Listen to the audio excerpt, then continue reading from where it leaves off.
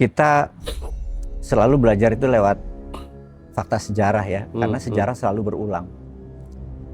Kan kita tahu bahwa ada empire yang menguasai dunia, dari Ray Dalio, sudah pasti teman-teman udah tahu bahwa sebelum Amerika berkuasa 80 tahun terakhir, mata uang dunia adalah pound sterling, bukan dolar. Terus ada great country atau great empire adalah USSR atau Soviet Union yang bubar. Sebelum itu Inggris selama sekian tahun juga bubar. Sebelum Inggris adalah Belanda. Sebelum Belanda adalah Spanyol.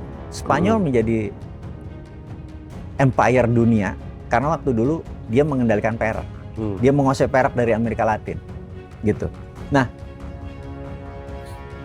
di 1823 James Monroe, presiden Amerika itu membuat namanya doktrin Monroe, bahwa di sisi barat Amerika atau Western Hemisphere Amerika itu tidak boleh ada Eropa lagi di sini. Sisi barat itu mulai dari Greenland sampai Antartika di bawah, sampai Peru dan Argentina di bawah. Nah, sewaktu Amerika mau mengambil Greenland, Venezuela, sebentar lagi Kuba. Jadi setelah Iran ini dia ke Kuba. Itu dia akan mengambil seluruh wilayah itu karena wilayah itu dia ingin mensecure cadangan perak sampai 500 tahun ke depan, karena perak adalah kebutuhan terbesar dari AI. Jadi dia ingin mengontrol AI. AI adalah new minyak. Jadi nanti dolar ini underlaynya AI. Ini supaya teman-teman memahami, mungkin ini terlalu advance tapi sesuatu yang harus kita bicarakan ke depan. Nah, bahan yang paling banyak itu adalah perak.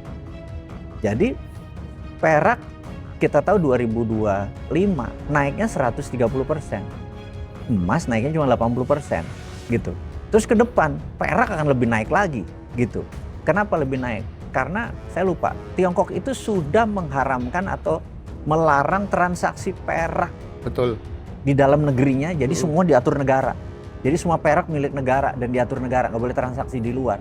Berarti kelangkaan terhadap perak makin banyak. Karena itu kita merasa perak ini kan masih adiknya emas kan.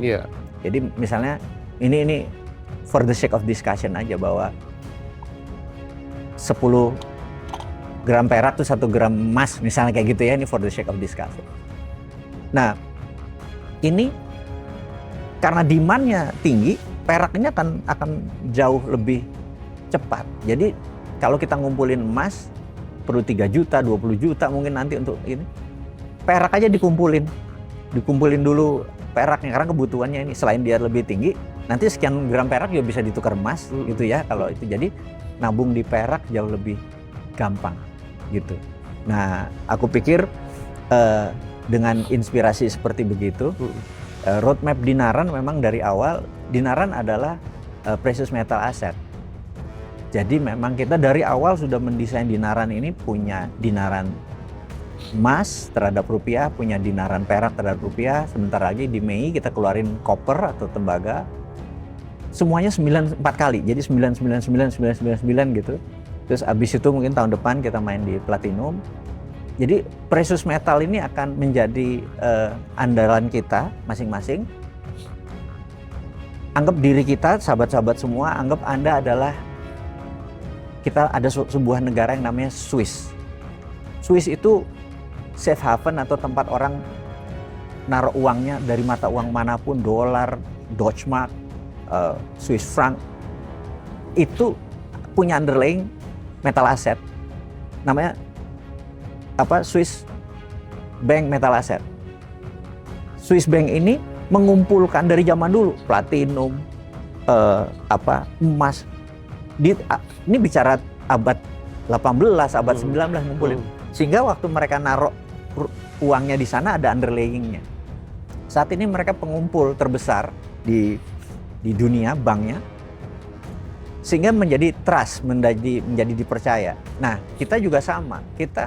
Rupiah kita pasti inflasi. Ya kita nabung aja, benda-benda ini kita tabungin aja. Ini emas, perak, segala macam ditabungin. Jadi kita jadi punya pribadi, punya punya Swiss Metal Bank pribadi, punya Ngaji Rosok, kalau perlu punya yayasan Ngaji Rosok punya, nanti Bu Anu punya, Pak Anu punya.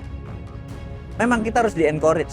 Mungkin ini baru wake up call, Ngaji Rosok dari dulu udah mempromosikan, tapi kan kesadaran orang tuh tunggu kejedot dulu, bener nggak? Baru oh iya ya gua harus begini, tapi harga sekarang udah berapa? Hampir 1 juta ini. Ngaji Rosok mulainya dulu baru 30.000 Pak. Iya kan?